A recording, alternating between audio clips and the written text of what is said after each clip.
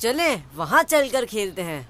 नहीं नहीं, वहाँ नहीं। क्यों भाई? वहाँ एक अंकल का घर है जो बहुत गुस्सा करते हैं। चले ना, कुछ नहीं होता।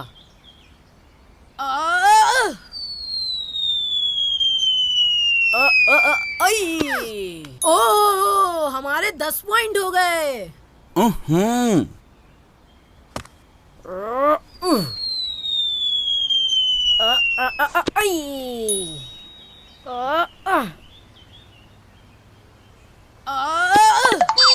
ये हमारे 20 पॉइंट हो गए।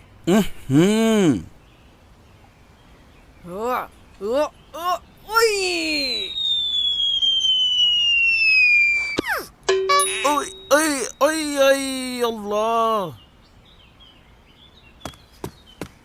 मेरा सोना मुश्किल कर दिया है। अभी आके बताता हूँ। अरे अरे भागो भागो। चलो चलो जल्दी भागो यहाँ से। शारिक भाई, मैंने मना किया था ना, यहाँ नहीं खेलें। अरे कुछ नहीं होता, अभी अंकल चले जाएंगे तो फिर से खेलेंगे। लगता है भाग गए। अंकल चले गए। चलो चलो फिर चलते हैं। हाँ हाँ, चलो चलो। पकड़ लिया। मैंने भी पकड़ लिया।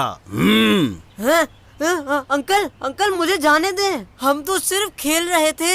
हमने जान के बॉल आपके घर में नहीं फेंकी। जाने दूं? कैसे जाने दूं? आप लोग रोज मेरी नींद खराब करते हैं और आज तो मुझे बॉल भी आकर लगी। शारिक भाई, बाबर भाई, अंकल, सब खैरियत तो है ना? साथ बेटा, मैं दोपहर में आराम कर रहा होता हूँ। मेरे मना करने के बावजूद भी ये यहाँ खेलते हैं और शोर मचाते हैं, जिससे मुझे काफी तकलीफ होती है। आप ही इन्हें समझाएं। ये तो वाकई बहुत बुरी बात है। किसी को तकलीफ देना बिल्कुल भी अच्छी बात नहीं है। शारिक भाई और आप सब भी अंकल से सॉरी करें। Sorry uncle. सॉरी अंकल, हमें माफ कर दें। अंकल, हम आपको आइंदा तकलीफ नहीं देंगे। इट्स ओके बेटा, आइंदा ध्यान रखिएगा।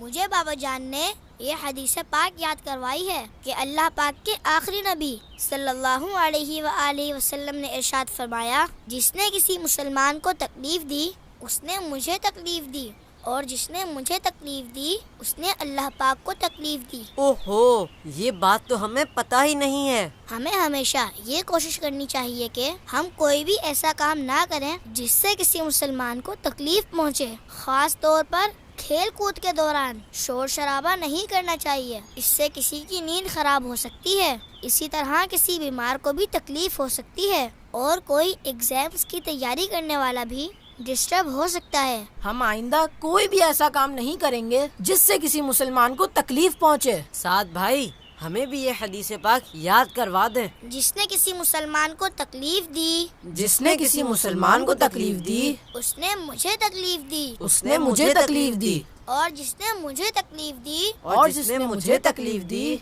उसने अल्लाह पाक को तकलीफ दी, उसने अल्लाह पाक को तकलीफ दी। माशाअल्लाह। साद और सादिया।